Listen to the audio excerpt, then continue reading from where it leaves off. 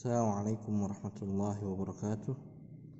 Innal hamdalillah nahmaduhu wa nasta'inuhu wa nastaghfiruh wa na'udzu billahi min shururi anfusina wa sayyiati a'malina. Man yahdihillahu fala mudilla lahu wa man yudlilhu fala hadiyalah.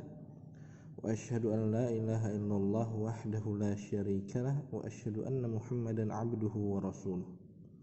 Allahumma inna nas'aluka ilman nafi'an wa rizqan thayyiban wa amalan mutaqabbala.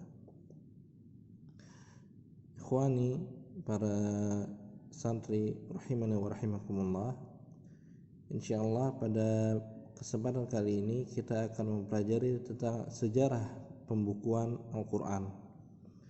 Sejarah pembukuan Al-Quran. Al-Quran ketika diturunkan oleh Allah Subhanahu wa Ta'ala kepada Nabi Muhammad SAW melalui malaikat Jibril, tidak langsung dikumpulkan menjadi satu kitab, akan tetapi sebagian besar sahabat ketika Rasulullah membacakannya langsung menghafalkannya. Dan pembukuan Al-Quran terbagi menjadi dua. Sejarah pembukuan Al-Quran terbagi menjadi dua. Yang pertama ketika zaman Rasulullah dan yang kedua ketika zaman sahabat. Nah,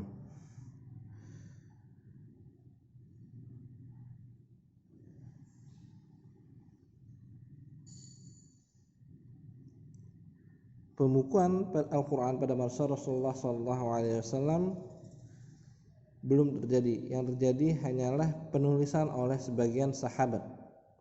Jadi Al-Quran belum dibukukan karena para sahabat lebih mengutamakan hafalannya. Akan tetapi Al-Quran ditulis atau tidak?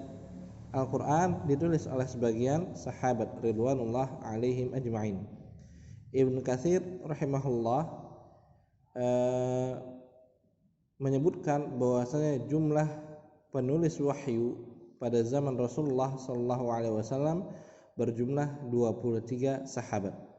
Jadi ada 23 sahabat yang bertugas menulis wahyu pada zaman Rasulullah SAW, sebagaimana yang disebutkan oleh Al-Imam Ibnu Katsir dalam kitab Al-Bidayah wa Nihayah. Akan tetapi yang paling terkenal dari 23 sahabat tersebut, maksudnya yang paling banyak menulis, ada 4 sahabat. Yang paling banyak menulis ada 4 sahabat, yaitu Utsman bin Affan ditulis, kemudian Ali ibn Abi Thalib, kemudian Zaid ibn Thabit, dan yang terakhir Ubay ibn Ka'ab. Ini 4 sahabat yang paling banyak menulis Al-Quran pada zaman Rasulullah Sallallahu Alaihi Wasallam. Dan ketika diturunkan Al-Quran, disampaikannya Al-Quran oleh Rasulullah kepada para sahabat, maka Al-Quran tidak ditulis di kitab, akan tetapi ditulis di pelepah kurma, di bebatuan atau kulit binatang. Nah, jadi Al-Quran pada zaman Rasulullah tidak ditulis dalam satu kitab, akan tetapi sahabat-sahabat ini menulis di mana? Di pelepah kurma atau kulit hewan atau di atas batu. Nah, itu fase yang pertama, yaitu fase pembukuan Al-Quran pada masa Rasulullah. Yang kedua, pembukuan Al-Quran pada masa sahabat. Ini pembukuan Al-Quran pada masa sahabat terbagi menjadi dua.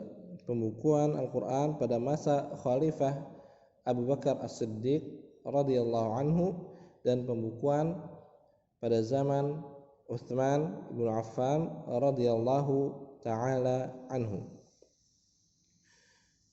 Sebab pertama kali Al-Quran dikumpulkan oleh Khalifah Abu Bakar radhiyallahu anhu karena banyaknya para penghafal Quran yang syahid pada peperangan Yamamah.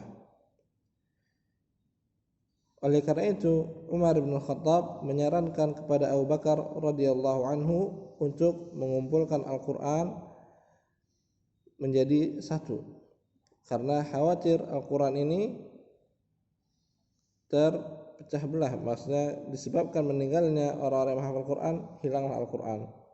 Tapi Allah Subhanahu wa taala memberikan taufiknya kepada Umar bin Khattab untuk menyarankan kepada Abu Bakar radhiyallahu anhu agar Al-Qur'an dikumpulkan sesuai dengan firman Allah, bahwasanya Allah akan menjaga Al-Qur'an ini. Allah berfirman, "Inna nahnu nazzalna dzikra wa inna lahu lahafizun." Sesungguhnya kami telah menurunkan az-zikr, yaitu Al-Qur'an, wa inna lahu lahafizun, dan sungguh kami akan menjaga Al-Qur'an ini. Pada zaman Abu Bakar,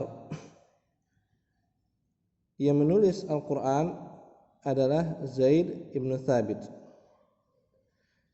Pada saat Abu Bakar dan Umar mendatangi Zaid ibn Thabit, pertamanya Zaid ibn Thabit tidak menerimanya, tidak ingin mengumpulkannya. Akan tetapi setelah diskusi disebutkan alasan kenapa Al-Qur'an harus dikumpulkan, akhirnya Zaid ibn Thabit setuju untuk mengumpulkan Al-Qur'an. Maka mulailah Zaid ibn Thabit mengumpulkan Al-Qur'an dari berbagai sumber. Dia mendatangi para sahabat yang hafal Al-Qur'an satu demi satu untuk mendengarkan dan mencatat ayat-ayat yang telah mereka hafal dari Rasulullah SAW. Dan Zaid pun mengumpulkan lembaran-lembaran yang terdapat tulisan Al-Qur'an padanya, baik yang di pelepah kurma atau di kulit binatang, maka dikumpulkan oleh Zaid ibn Thabit radhiyallahu anhu. Setelah semua itu terkumpul, maka Zaid ibn Thabit menyerahkannya kepada Abu Bakar As-Siddiq radhiyallahu taala anhu. Dan inilah pengumpulan Al-Qur'an pertama kali pada zaman sahabat, yaitu pada zaman Khalifah Abu Bakar radhiyallahu anhu. Setelah Al-Qur'an tersebut terkumpul dan ada di Abu Bakar radhiyallahu anhu, maka itu menjadi pedoman oleh kaum muslimin. Dan setelah Abu Bakar radhiyallahu anhu meninggal, Abu Bakar menyerahkannya kepada Umar bin Khattab radhiyallahu anhu sebagai khalifah yang kedua. Dan terus sampai Khalifah Umar bin Khattab radhiyallahu anhu syahid, terbunuh oleh Abu Lu'lu'ah Al-Majusi. Akhirnya Al-Qur'an yang dikumpulkan di zaman Abu Bakar diserahkan oleh Umar bin Khattab kepada Hafsah ibnu Umar, yaitu istri Rasulullah dan anak dari Umar bin Khattab radhiyallahu taala anhu. Pada zaman Utsman, tepatnya pada tahun 25 Hijriah, dimulailah penulisan Al-Qur'an dari lembaran-lembaran yang terkumpul tadi pada zaman Abu Bakar. Kenapa dikumpulkan kembali? Karena terjadi banyak perbedaan di masyarakat perihal cara membaca Al-Qur'an. Kondisi ini disebabkan perbedaan catatan yang dimiliki para sahabat, sehingga Utsman takut akan terjadi fitnah karenanya. Utsman pun mengutus seorang kepada Hafsah binti Umar untuk meminjam lembaran-lembaran Al-Qur'an yang dikumpulkan pada masa Abu Bakar. Kemudian Umar memanggil kembali Zaid bin Thabit. Kalau tadi saat zaman Abu Bakar radhiyallahu anhu hanya Zaid bin Thabit. Adapun pada zaman Umar bin Khattab radhiyallahu anhu, maka yang mengumpulkan Al-Qur'an adalah Zaid bin Thabit, Abdullah bin Zubair, Sa'id bin Al-As, dan Abdurrahman bin Al-Harith bin Hisham. Ini 4 orang yang diperintahkan oleh Utsman bin Affan untuk mengumpulkan Al-Qur'an untuk menghindari perbedaan di kalangan para penulisnya.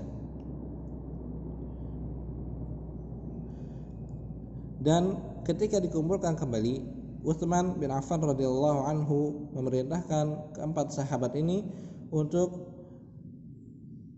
menulis ayat-ayat Al-Qur'an berdasarkan bahasa atau dialek orang Quraisy. Karena Al-Qur'an memang diturunkan dengan gaya bahasa kaum Quraisy. Setelah lembaran tersebut disalin dan ditulis dalam suatu tempat, Utsman memperbanyak dan mengirimnya ke seluruh negeri. Mushaf inilah yang dikenal dengan Mushaf Utsmani yang sekarang kita dapati di mana-mana.